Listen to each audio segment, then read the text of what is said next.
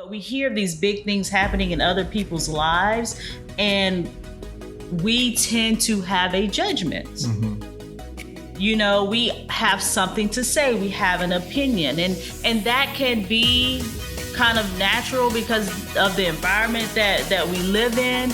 But I think it is better and more helpful to look within in those moments. Yeah. Why am I responding this way to what is happening in this person's life?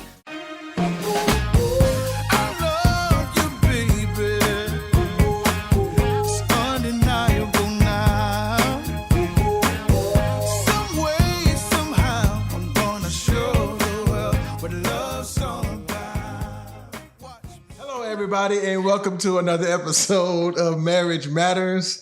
This is a podcast. It's a podcast where we talk about. Unsure? I know. Okay. Sure. All right, it's a podcast where we talk about marriage matters because marriage matters. If you're watching for the very first time, my name is Glenn Coleman, and I'm joined as always by my exquisitely beautiful wife, Tynia Coleman. Yeah. I thought you were going to say something else. Oh, no, you want me to say something else? No. Okay. Yeah. So thank you guys for joining us. Thanks for watching. Thanks for sharing. Thanks for liking. Thanks for subscribing. So we got a lot to cover today, so we're going to just jump right into it. Yep. But I still want to do a couple of highlights. So every week we've been doing a comment of the week. Yeah. And so this is just a way for us to share your thoughts. We love to hear your thoughts. We love to hear your opinions. We love to hear your concerns. We love to hear all the stuff from you. This is about building community, and we want to create a place for people to have open and free dialogue as it concerns relationships. So this week, the comment of the week is, I just finished listening to this podcast, and I must say this was very timely from a person that comes from a family that did not communicate much, that did not communicate their feelings much. I began to internalize my feelings and not use my words to communicate my thoughts and feelings early on. It has truly been a journey in verbalizing and learning proper communication. But it gets better every day. Thank you for this great wisdom and your level of transparency. And this is from an anonymous person. So, well, thank you to whoever you are. Yeah. And heart emoji. You can't don't leave the heart out. No, you can't. That's big. So thank you. And so we just always love to hear your comments. We love to hear your takes on the topics that we discuss. And we also we're open to suggestions for topics. So if you have something that you want to bring to the Marriage Matters podcast and you would like us to talk about, by all means do so. We're all for it. And speaking of the podcast, we really want to highlight next week's episode. Yes. We're going to be sitting down with the Walters, with Michael and Ashley Walter, some friends of ours, and they have a lot to say just about marriage, about managing your finances in marriage, about transition. It's going to be a great episode. You don't want to miss it. So that's next Sunday night at 6:30 p.m. Ashley and Michael Walter. Yeah, it's going to be good. I'm excited for that conversation. Yep. Yeah.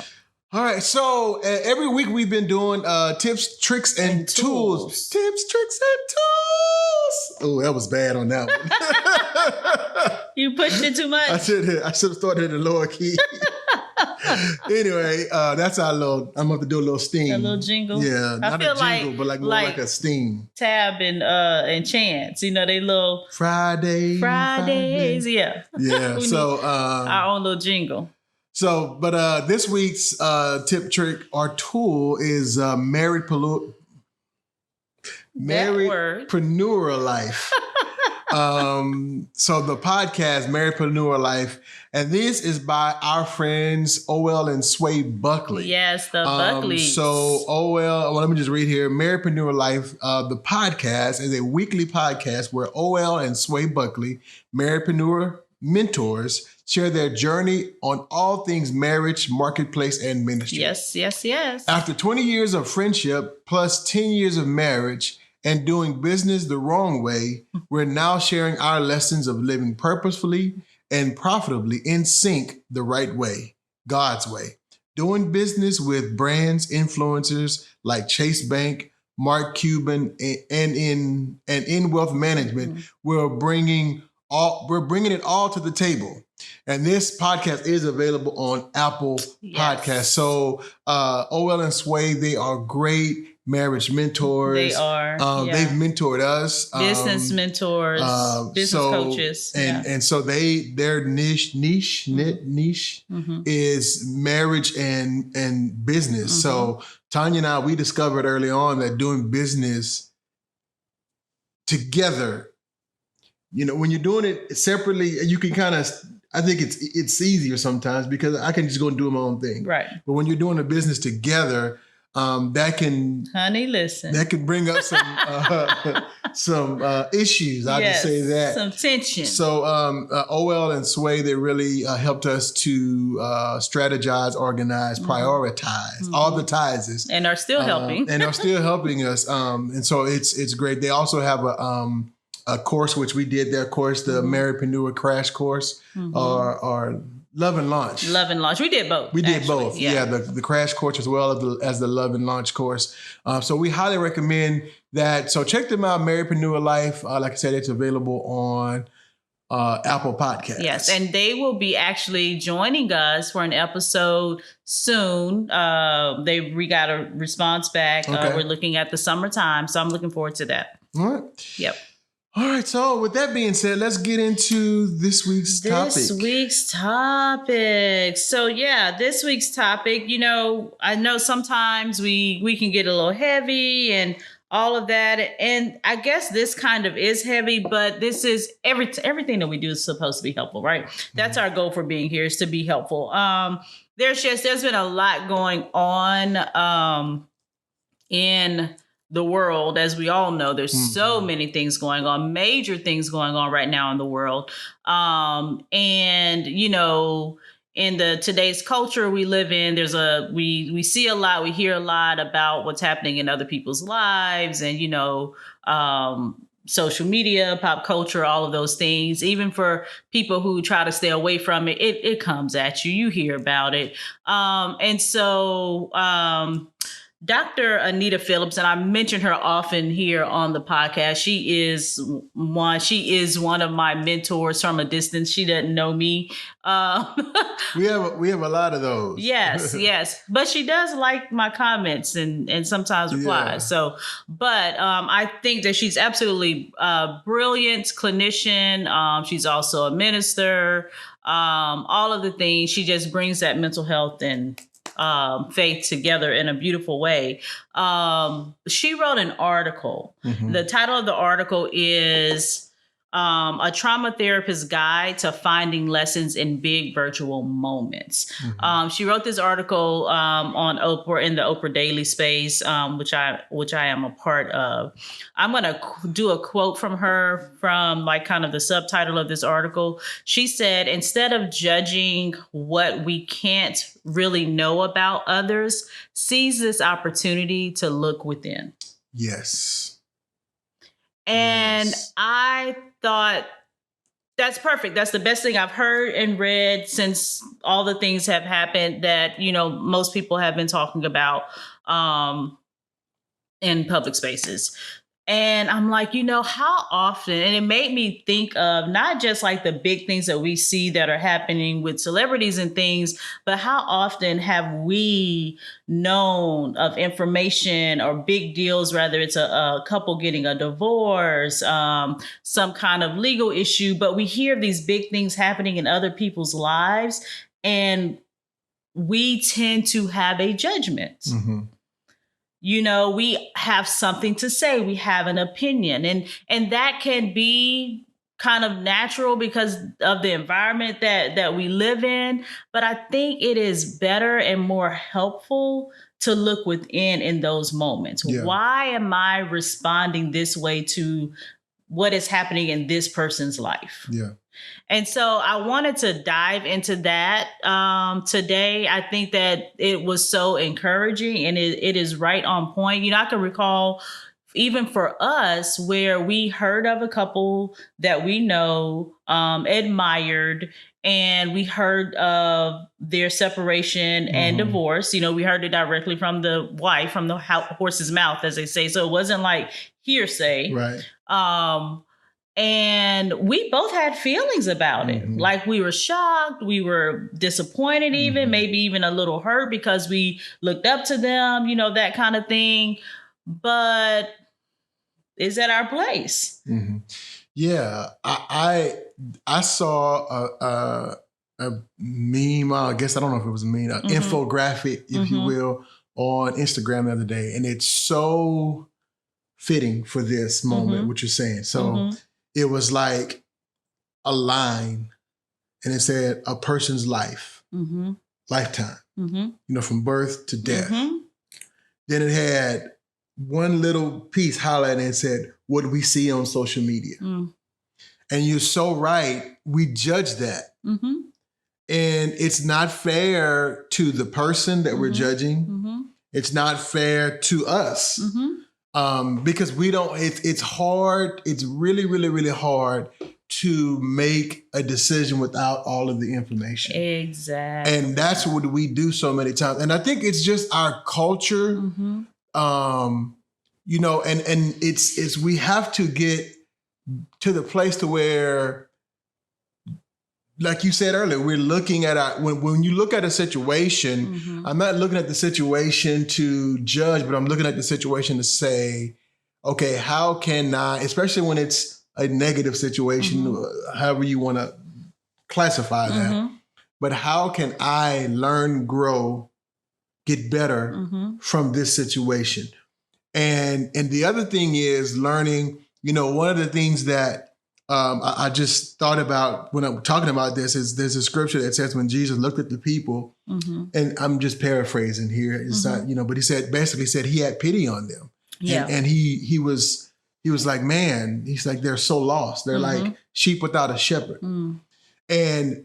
But for us, a lot of times when we look at people who are in not a not so great situation, our first thing to do is like, what's wrong with them? Or, I can't believe they did that. Or, right. And like you said, but we don't know there's always a why all of the story behind the what, and that's what I'm trying to relearn. I'm trying to teach myself that skill. And it's really about developing compassion. That's so good. And I think that we don't, especially when it comes to social media, it's not a very compassionate place. It's a place of envy. It's a place of jealousy. It's a place of comparison. And not just social media, but media in general. Yeah. And so yeah.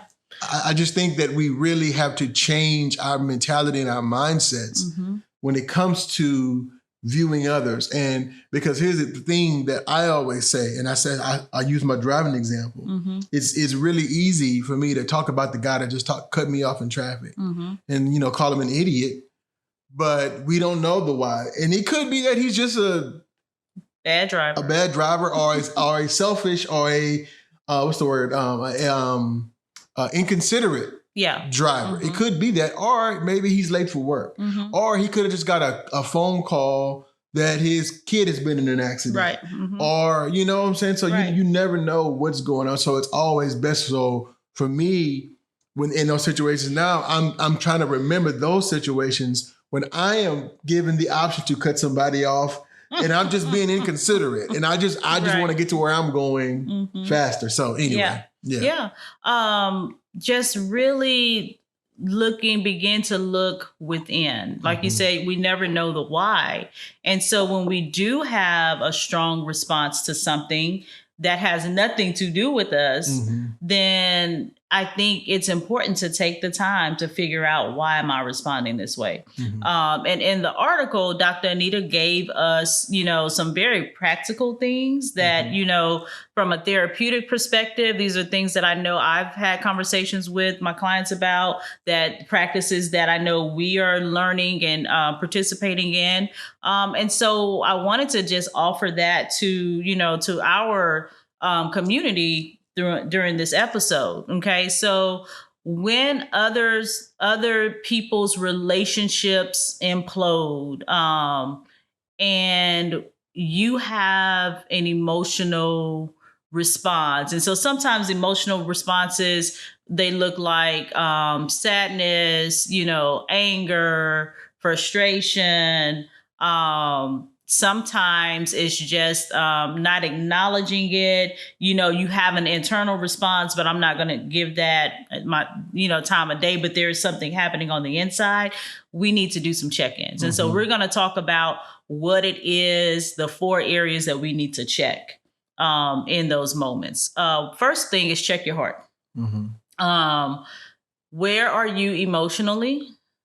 How do you feel? So a lot of times I will, and I do this myself often, when I wake up in the morning, before I move or get out of the bed, I will just lay there for a minute and just kind of do this, what we call a body scan with your mind. How am I feeling from, head to toe? What's my mood like right now in this moment? That kind of thing. How are you feeling emotionally? You can do these check-ins throughout the day. Are you easily agitated, at work or driving? That's another, my sister says, and she's talking to me on the phone. She's like, you're like a totally different person when you're driving. Like, you're very assertive or aggressive.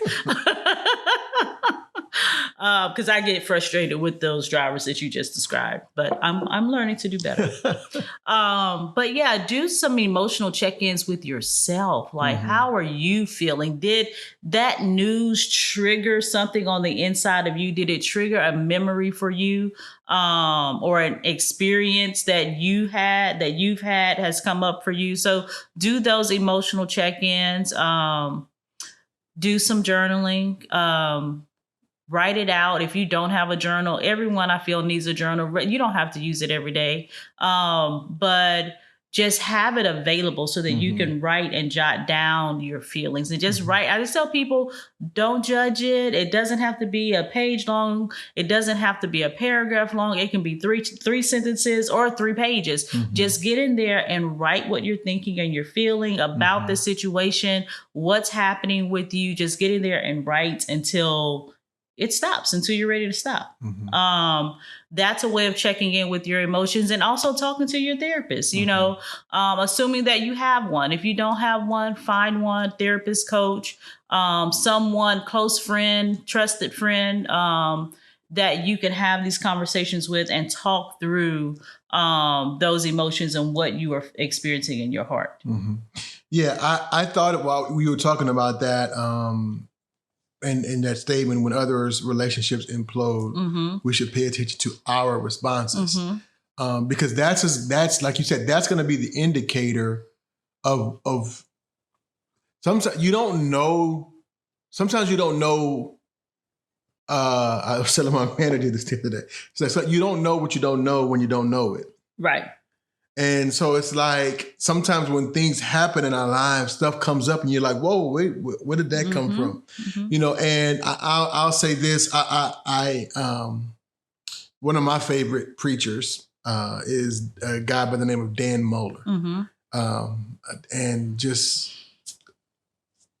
I just love to hear the way he teaches the gospel is I just love it. But anyway, he said this statement that really just changed the way I looked at things. Whoa, watch out now. I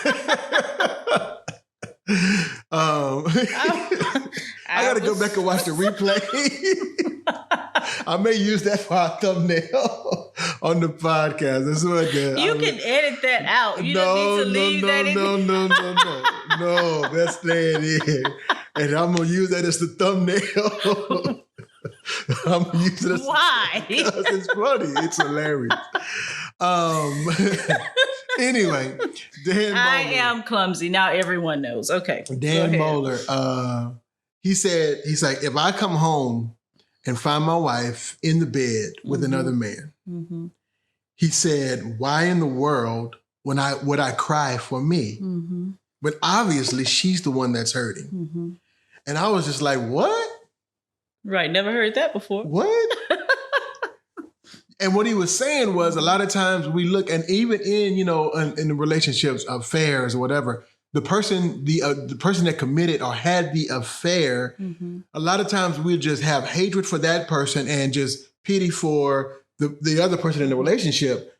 But this other person, obviously there's something that's going on in them that's causing them to behave that way, because that is what we call abnormal human behavior. I guess I don't know, maybe it depends on your culture. Maybe some culture you do have multiple wives. But anyway, what I'm saying is there's a reason why they're behaving that way. And if my immediate response is I'm just angry, and I understand that you may be upset or whatever, but we get to the point to where, you know, like I said earlier, like the Christ response, which was, man, I pity, I have compassion. What is going on in your life that it drove you to that? Right. What's happening? You know, what are you lacking? What are you needing that you're not getting or receiving that's causing you to behave that way? So again, it's just, again, paying attention to our responses. And then from that point, you know, allowing, you know, Holy Spirit to really talk to you about, you know, why am I responding this way? And for me, it's like, I have this moment sometimes when I react a certain way, and this is just me having my own internal conversation. It's like, what was that about? You know, why did that upset you so much? Why are you so angry about that? Or why are you so frustrated with that? You know? So that's how I check in moment. That's how I talk to myself internally. Yeah, but pay attention to your responses. When things happen, pay attention to your responses. That's I like that. Yeah, and you led right to the second thing that Dr. Anita shared that we need to check, and that is our history. Check out your history. We do timeline work with clients. She actually mentioned timeline work in her article, which I thought was wonderful. You can write from birth to your age now and write out, you know, big moments in your life, and they don't have to all be bad. You know, they can be great experiences, or, you know, experiences that weren't so great, and just kind of do a timeline of events. And oftentimes in the process of doing that, that will trigger more thoughts and more feelings and more emotions. And we can uncover maybe a connection to the response that we had about this thing. But there's something in this article that I want to read real fast. She says, traumas that broke your heart in ways that you still need to recover from. You may discover traumas that you hadn't named yet. And these may be traumas that broke your heart in ways that you still need to recover from. You may also realize just how many small explosions there have been. So over time, before things implode, oftentimes there are small explosions. So this gives you an opportunity to check and say, hey, have I been having some small explosions? And are there some things that I call them unearthed pains that are underneath that I haven't dealt with or still not healed in me yet, that are causing these small explosions? Because we know small explosions eventually will lead to an implosion. If there's something happening under the earth and there are these small little tremors and small little earthquakes, oftentimes that will lead to something bigger down the line, you know? Especially when the reaction that you're getting from yourself or from another person is not warranted. Yes. You know, and I'm just thinking about, you know, even like with our kids, if we say something and they have this big blow up and I'm like, whoa, you're just like, I just said, you know, could you pick that up? And, you know, the response you gave me didn't match. It didn't match. So that tells me, okay, there's something deeper. So in other words, they may have had just a string of bad things happen to them. at school that day. And so now this is the culmination. You know, and I know we said that we wasn't going to mention the slap, but You can't help yourself. but no, I just think that's a great example. Yeah. And when it happened, I just knew, I'm like, okay, he slapped that guy. Mm-hmm. I say he wasn't just slapping Chris Rock. Mm-hmm. He was slapping every person that talked bad about him. He was slapping all of the stuff he suppressed for the however many years he'd been his going dad, through. like all the things. Yeah. What Chris Rock did was the how they say, the straw that broke the camel's back. And he was like, okay, enough is enough. Yeah. And so he wasn't just slapping him, he was slapping, that was 20, 30 years of slaps. Yeah. And I think it was a combination. It was what was said from the stage and the response from the wife. Yeah. I think, but yeah. I think that it was like that moment for him was the straw. It was like, oh, ha ha, oh no, not ha ha. Yeah. So, but you're right. It's the history. So pay attention to, and that's why it's so important to not just, you think you're just sweeping that stuff under the rug and it's going away, but it's not going away. It's still there. And eventually, like Tynia was saying with the earth, it's like, there's only so much pressure a vessel can take. Right. And so you have to do the work to release the when pressure is released in small increments, it's safe. It's controlled. It's controlled. When all the pressure expands at the same time, we call that an explosion. Yeah. And I think that's what happens so many times is, you know, because we're not dealing with the history, family history, cultural history, the history. Well, I don't want to get into all that, but even the history in our nation, I think a lot of what we see now is just, it's the undealt with hatred, the undealt with anger that's been just swept under the rug, and it'll all be okay. Well, no, all of that trauma is just being stored. And I think that if we don't heal as a nation, that's not even, we hadn't seen the worst yet. Right. We can't heal until we have the conversation. Yeah. And Dr. Anita also, she said, I'm going to read this part and then we'll move on to the next one. We can't repair the damage that we don't assess. You have the power to disrupt an implosion in your life if you assess it. And so she offers, if you would like help, there are amazing therapists out there ready to journey with you both in person and online. But yes, you cannot repair the damage we don't assess. And we talk about self-assessment all the time. Yeah. Like, it is become invaluable. For me, it has become invaluable. Those conversations that I have with me and Jesus, those are invaluable moments. And then once I process them, I often will bring them to you, and because I know you know me, you're the closest person to me, so when I bring them to you, I can also get your feedback, right? And so doing that work and doing that self-assessing is so invaluable. It is, you're going to grow, you're going to change, you're going to heal by going through that process. Yeah. Yeah. So the next one is check your body. And, I said a moment ago about, laying in bed and doing the body scan. I do it I suggest clients do it, and I do it myself, to check emotions as well as to check what are you feeling in your body. The body sends cues about difficult emotions before we are fully aware that they're even there.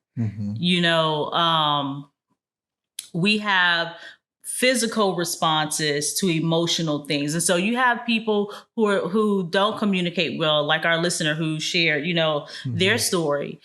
They may not communicate what they're feeling outwardly, but because it's not being communicated outwardly, it's being felt more on the inside. And so it's that, like we often talk about, sweeping things under the rug and, trying to keeping the peace when when you do that, there's no peace on the inside. And so your body can respond for sometimes stomach pain or nausea, you headaches, chest tightness, feeling like you have trouble breathing at moments, back pain. Yes. Tension. This is my tension spot. I know when I'm getting tense or frustrated, and you may not see it on my face or with my tone of voice, but that is it gets right here in this part of my head. Temperature rising. That temperature rising. All of those things. Like, is it hot in here? Is it hot in here? Can I get some water? Those things, even like your limbs, like there are certain body parts that respond to different emotions and things like that. So checking your body, the emotions will show up in the body. Yeah. Yeah. The next one is check your spirit. Our emotional and spiritual health are inseparable. They go together. When we are emotionally healthy, we are more powerful spiritually. And that's a quote from Dr. Anita too. I was like, it was coming up and I was like, wait, that's from the podcast. But yes, when we are emotionally healthy, we are more powerful spiritually. It is so true. And the scripture that I pulled was 3 John 2 is, beloved, I wish above all things that thou would be in health, even as would prosper. That thou would prosper and be in health, even as your soul prospers. Yeah. I see that emotional trauma, emotional damage. No. That is they are barriers or hurdles, I would say, to spiritual empowerment. And not to say that you can't be spiritually empowered with emotional damage or emotional trauma, but it makes it that much difficult. I think a lot of times emotional trauma is really what keeps us from connecting to God. Well, if you look at the story of creation, emotional trauma was part of the reason why is the fall of man. Yeah, absolutely. The enemy got Eve to see herself differently, to think of herself differently, which caused her to act differently. Which caused them to be separated or disconnected from God. So part of our spiritual or part of our healing process in reconnecting with the Father is to heal emotionally, because again, that trauma, even though it happened, over 2,000 years ago, that is past. Emotional trauma is not just, it doesn't just happen to us. It is passed through us. Emotional trauma can be stored it's scientifically proven emotional trauma can be stored in DNA. Yeah. And so that stuff is passed generation to generation. So when I don't deal with my emotional trauma, then I pass it on to Bethany and Balin that they don't deal with it. So now they have my emotional trauma, their emotional trauma, then they have kids. So now they have my emotional trauma, their parents' emotional trauma, and and so you think about generations and generations. Right. And I know I may be going left here, but you're good.